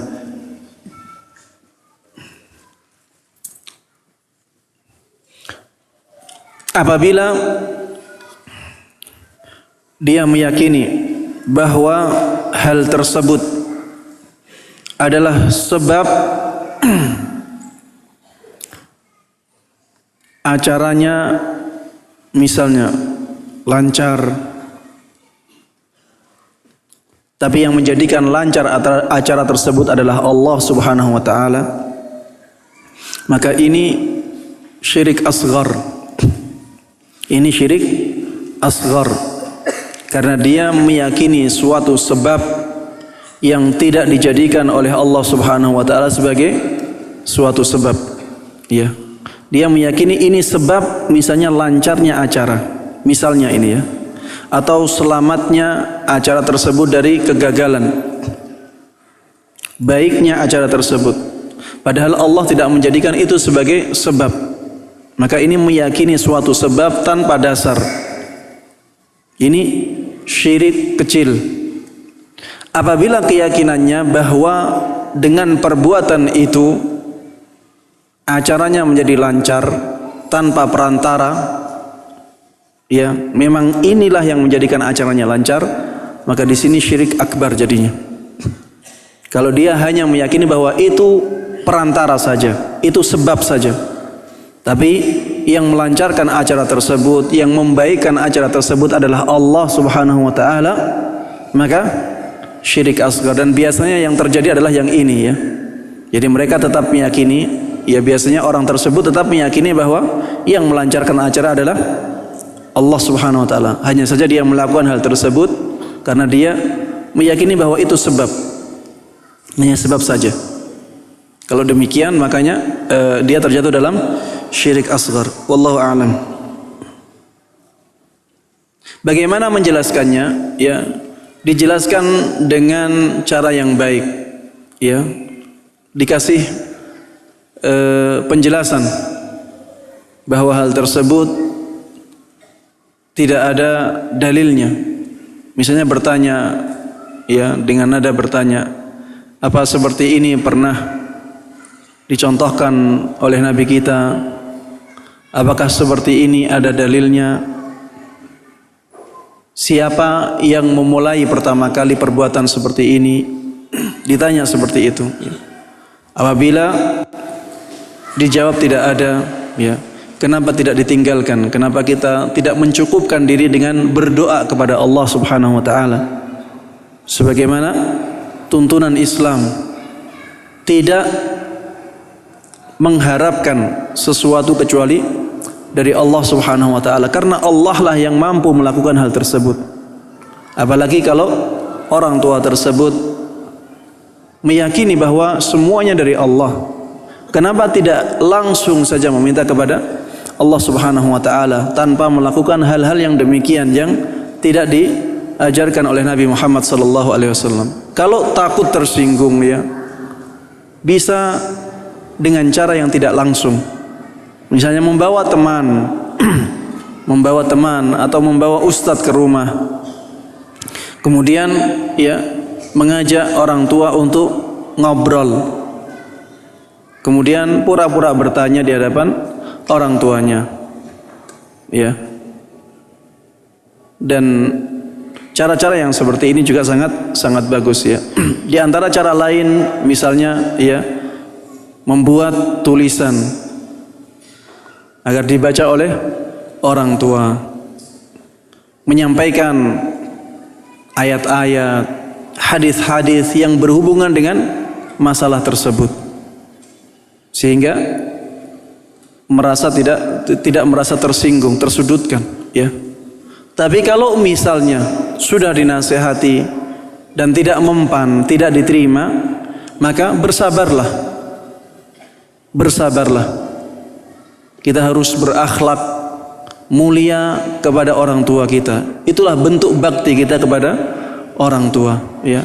Nabi Ibrahim mendakwahi orang tuanya yang musyrik dan beliau tidak berhasil, tapi beliau tetap menjaga akhlak. Bahkan inilah yang diperintahkan oleh Allah Subhanahu wa taala di dalam Al-Qur'an. Wa in jahadak ala an tusyrika bima laysa laka bihi ilmun fala tuti'huma wa sahibhuma fid dunya ma'rufa. Apabila kedua orang tuamu memaksamu untuk melakukan kesyirikan, maka jangan ditaati keduanya, tapi pergauli keduanya dengan cara yang ma'ruf, cara yang baik, cara yang mulia. Tetap menjaga adab yang mulia kepada kedua orang tua, walaupun orang tua tidak mendengar masukan dari kita ya, tapi tetap berusaha terus menerus dan tetap tampakkan akhlak yang mulia. Banyak dari orang tua yang terketuk hatinya, terbuka hatinya ketika melihat akhlak anaknya semakin baik, bukan melalui perdebatan, tapi melalui akhlak yang baik tersebut. Banyak cerita yang menjelaskan atau membuktikan hal ini.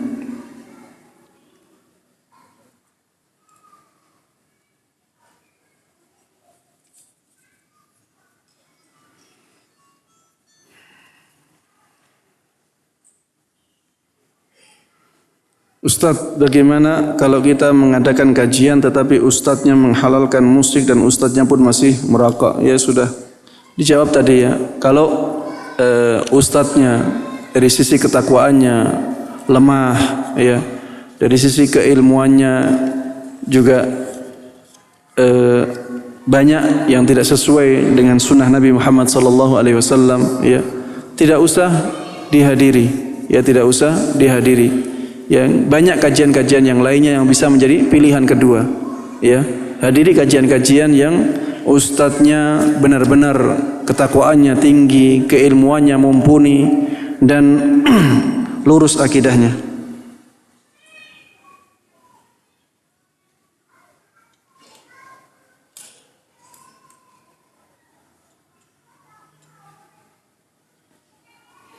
Ustadz, saya punya teman yang pernah mendapatkan hidayah sunnah, tapi karena dia sudah jarang mengikuti kajian sunnah, hidayah itu hilang dari dirinya.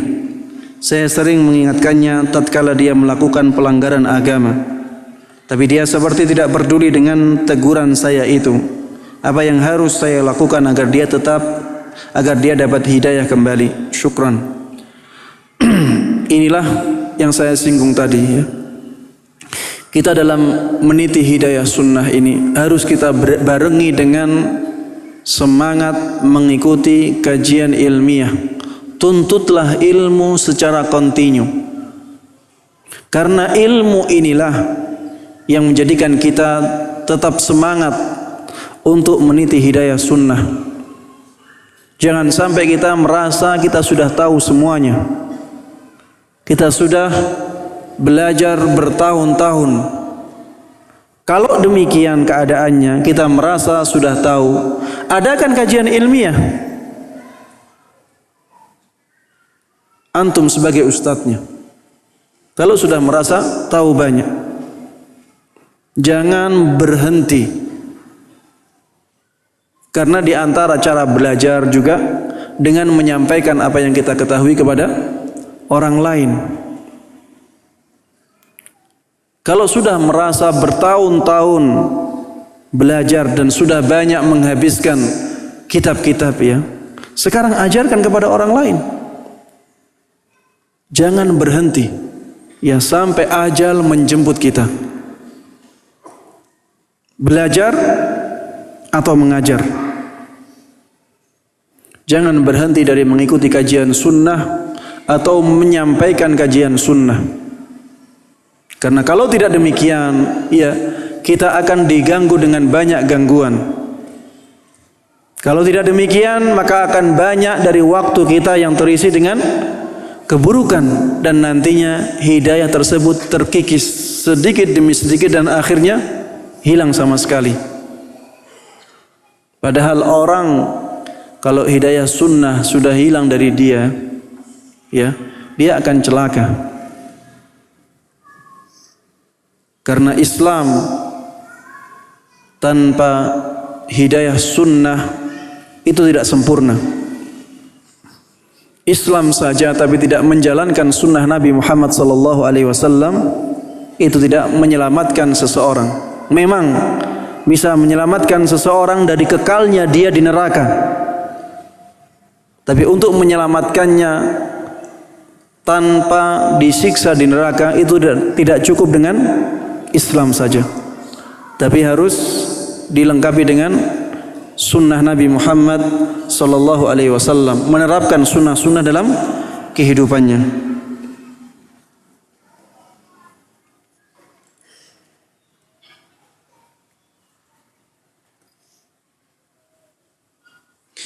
Ustaz, mana yang dahulu dipelajari, syarah akidah Tahawiyah atau akidah Wasitiyah? Mohon penjelasan secara global Ustaz. Yang lebih dahulu adalah akidah Wasitiyah, karena akidah Wasitiyah lebih simpel dan lebih ringkas. Dan akidah Wasitiyah ini berhubungan dengan masalah sifat-sifat Allah Subhanahu wa taala.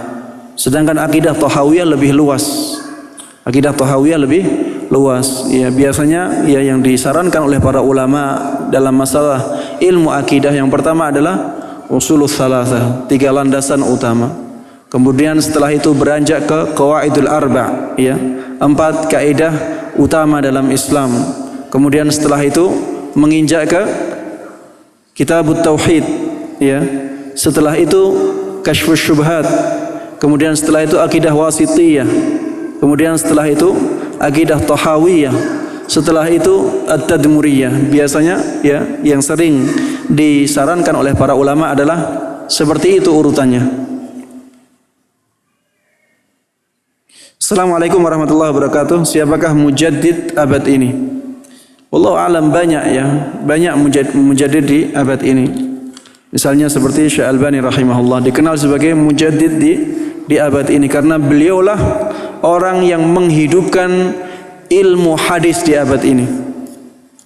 Beliau ya, karena beliau orang-orang sekarang ya mulai banyak semangat mempelajari hadis-hadis tentang periwayatan, tentang perawi-perawi ya, dan dengan semangat beliau mendakwahkan sunnah tersebut ya, sunnah di zaman ini menjadi lebih hidup daripada zaman-zaman sebelumnya. Dan ini terlihat ya, sangat terlihat sekali. Ada yang mengatakan mujaddid di abad ini Syekh Utsaimin rahimahullah, karena beliau ya ahli fikih yang benar-benar menguasai dalil-dalilnya, dan beliau orang yang mutafannin, yang ahli dalam semua ilmu Islam ya, ilmu-ilmunya banyak sekali. Ahli dalam masalah bahasa, ahli dalam masalah hadis, ahli dalam masalah fikih, ahli dalam masalah akidah, dan banyak sekali keahlian-keahlian beliau ya. Jarang orang sekarang yang seperti beliau.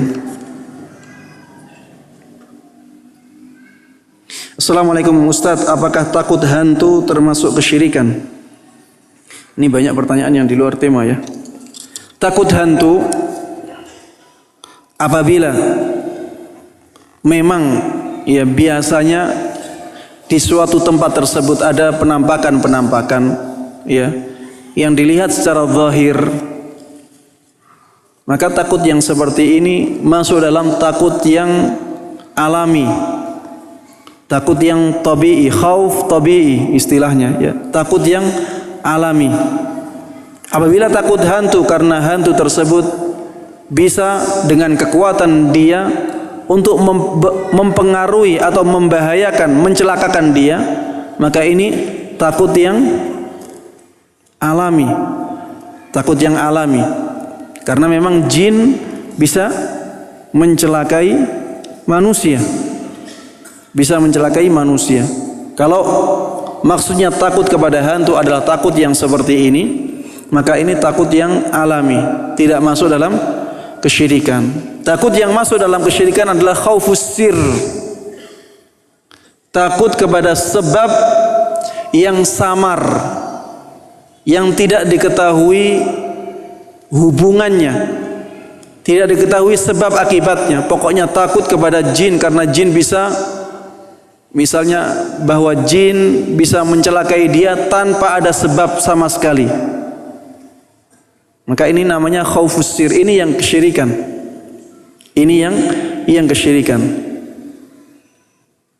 Takut yang tanpa ada sebab sama sekali.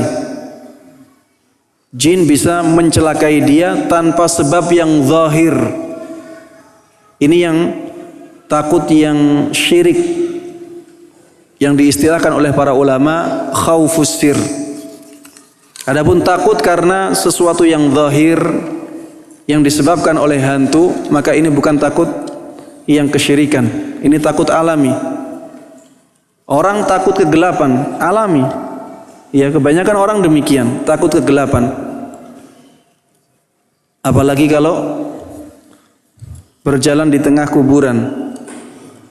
Ya. Atau di rumah-rumah yang sudah lama tidak dihuni. Atau di hutan, ya ada ketakutan, dan ketakutan tersebut ketakutan yang alami. Dia takut gelap dan takut apabila jin yang ada di situ mengganggu dia. Dan gangguan jin ini nyata, memang nyata, bisa diindra oleh kita. Ya, ada suara-suara misalnya. Wajar kalau ada orang yang takut dengan suara-suara tersebut. Sedikit orang yang selamat dari ketakutan ini. Ada yang tidak takut, misalnya ada suara-suara yang aneh-aneh. Ada yang siapa yang tidak takut? Ini ketakutan yang alami seperti ini. Manusia memang takut dengan sesuatu yang tidak biasa dia dengar, tidak biasa dia saksikan. Ya, dia ada rasa takut yang alami seperti ini. Adapun takut yang sir, yang kesyirikan adalah takut seperti takutnya dia kepada Allah. Takut kita kepada Allah itu takut yang mutlak. Takut yang mutlak tanpa sebab apapun, ya. Kita takut kepada Allah Subhanahu wa taala. Takut yang disertai dengan ketundukan yang sempurna. Ketundukan yang sangat tinggi. Ini takut kepada Allah Subhanahu wa taala. Kalau kita takut kepada jin dengan demikian, ya, takut secara mutlak, dengan pengagungan yang tinggi, maka ini kesyirikan. Ini kesyirikan. Tapi misalnya kita tidak takut karena ketika normal kita merasa tidak takut kepada jin karena kita punya ayat kursi misalnya, kita punya al-ikhlas, kita punya al-falaq, kita punya an-nas, kita punya a'udzu bikalimatillahi tammati min syarri ma khalaq, ya.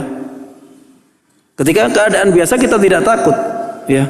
Tapi belum tentu nanti ketika kita berada di tengah-tengah, ya, tempat yang gelap sekali, gelap gulita di tengah-tengah kuburan, kita belum tentu bisa tidak takut di sana. Karena memang ya ketakutan seperti itu ketakutan yang wajar. Tapi ketika keadaan biasa kita tidak takut kepada jin, ya. Ini bukan takut yang kesyirikan. Wallahu a'lam.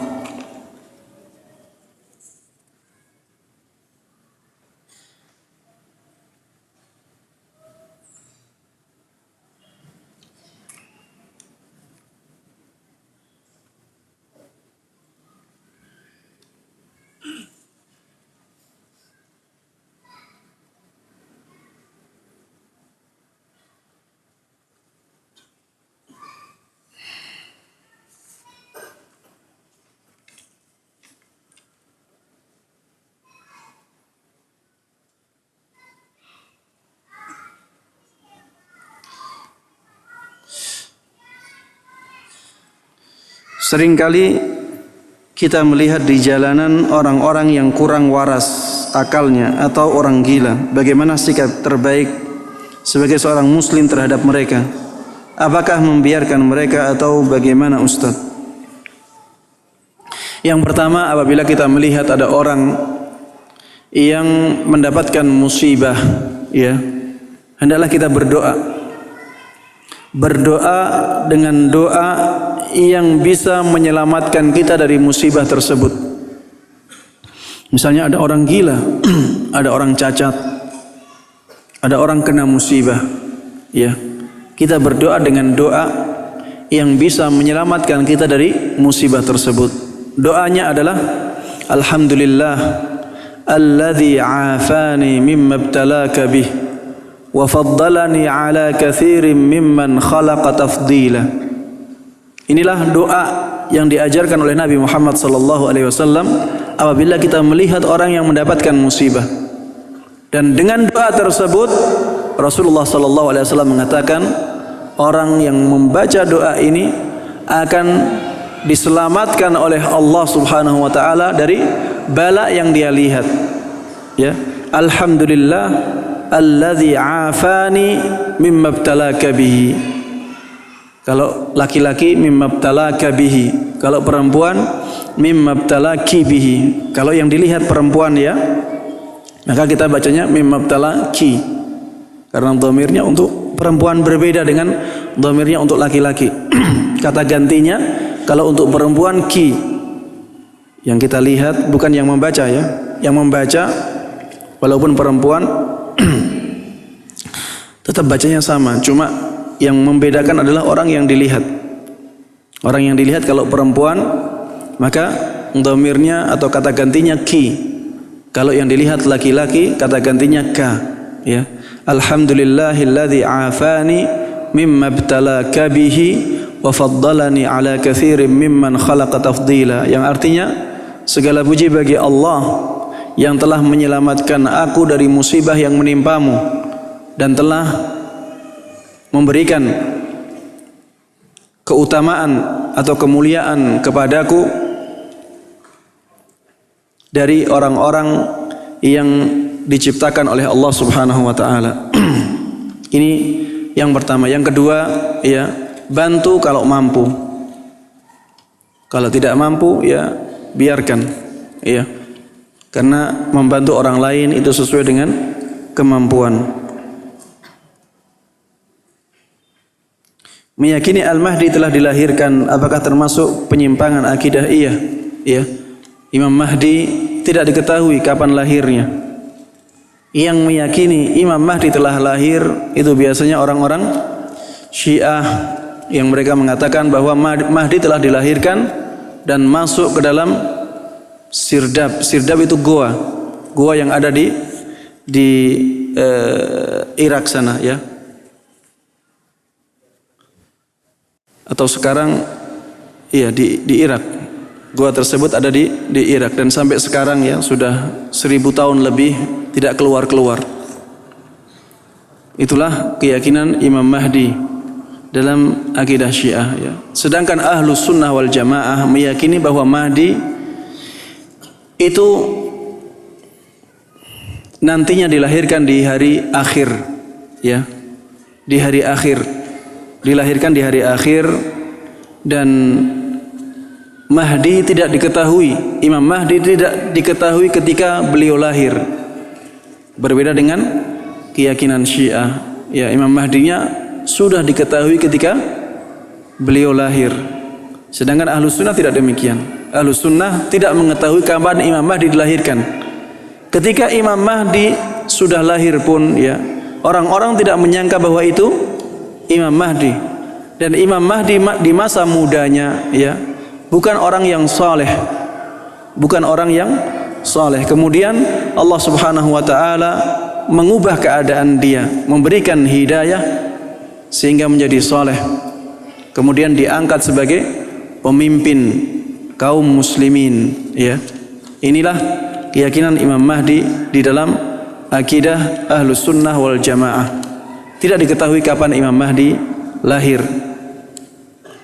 Kalau akidah Syiah, yang dalam akidah mereka diketahui Imam Mahdi lahir tahun ini, orangnya ini, tapi semuanya adalah cerita fiktif, ya. Semuanya cerita fiktif. Itu cerita yang dibuat-buat oleh mereka dan dijadikan sebagai akidah, doktrin. Padahal itu tidak ada. Orangnya itu yang masuk gua itu tidak ada. Tapi terlanjur sudah menjadi doktrin dan akhirnya harus diyakini oleh para pengikutnya.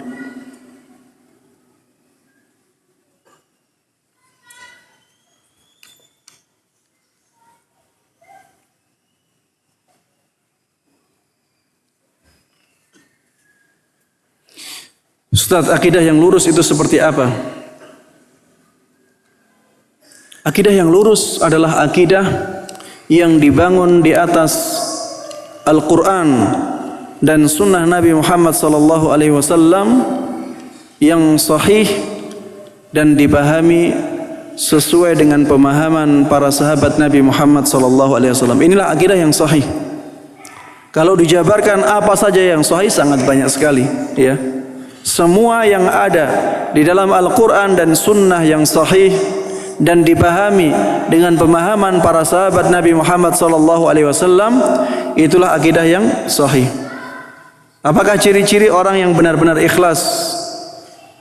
Ciri-cirinya bahwa dia benar-benar mengharapkan semua amalannya karena Allah Subhanahu wa taala, mengharapkan pahala dari Allah bukan karena yang lainnya. Dia melakukannya karena Allah, karena mengharap pahala dari Allah Subhanahu wa taala. Itulah ikhlas. Ikhlas itu ketika seseorang mengamalkan suatu amalan hanya mengharapkan pahala dari Allah, agar Allah mencintainya, agar Allah meridainya, agar Allah merahmatinya, agar Allah Subhanahu wa taala menyelamatkannya dari neraka, memasukkannya ke dalam surga. Inilah keikhlasan. Inilah keikhlasan. Ketika seseorang sudah menjalankan amalan-amalannya karena Allah, karena mengharapkan pahala dari Allah, mengharapkan ridha dari Allah, maka dia telah ikhlas dalam menjalankan ibadah.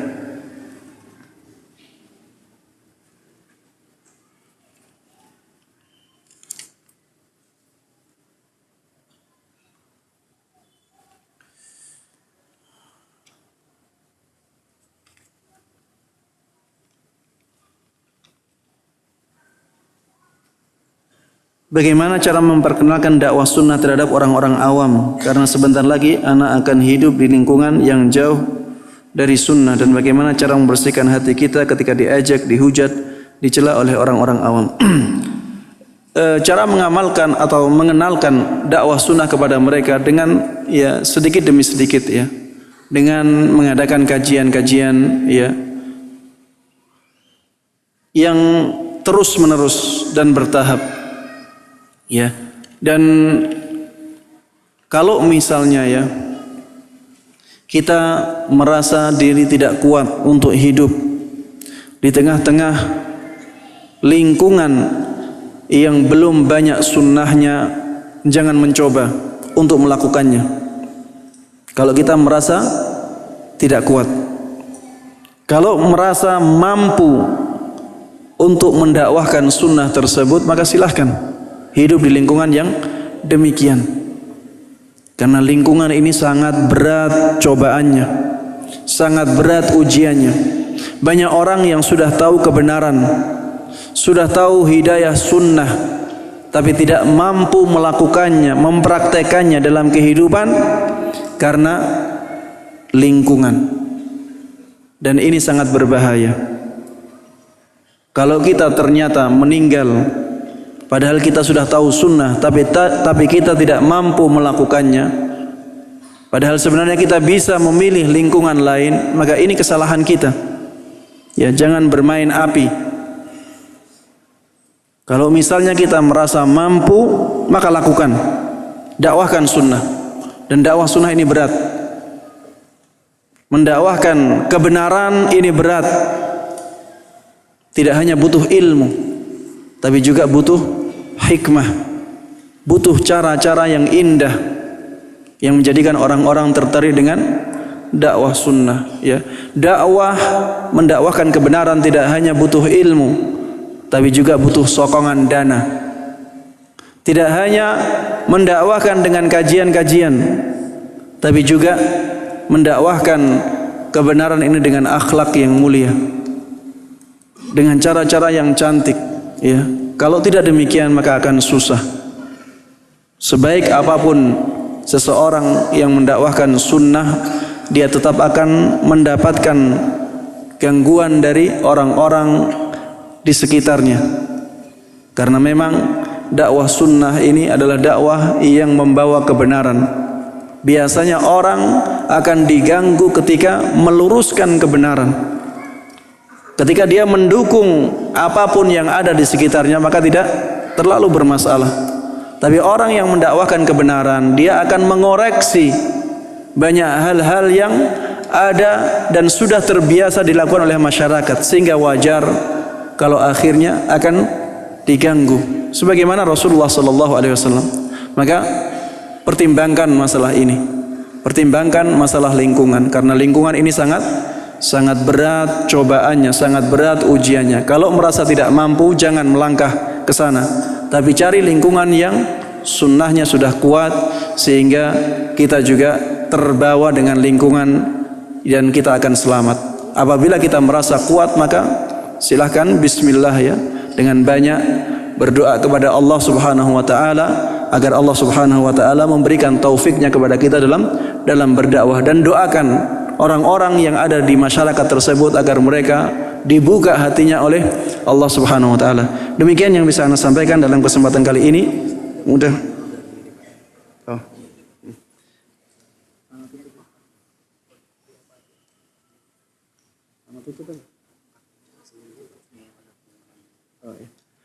Iya, ada pengumuman dari DKM, ya silahkan.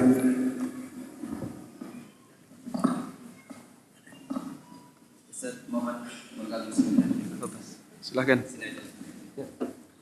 Bismillahirrahmanirrahim. Assalamualaikum warahmatullahi wabarakatuh. Waalaikumsalam warahmatullahi wabarakatuh. Alhamdulillahirabbil Allahumma shalli ala sayyidina Muhammad wa ala alihi.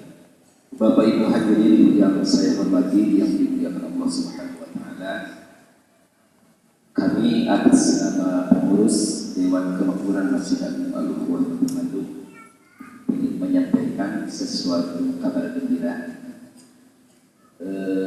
bahwa insya Allah sudah agenda rutin di Masjid Agung Al-Quwah ini setiap Idul Adha diadakan khitanan berjamaah, khitanan masal. Lebih dikenalnya, kita setiap tahun menghitan kurang lebih 30 sampai 30 anak.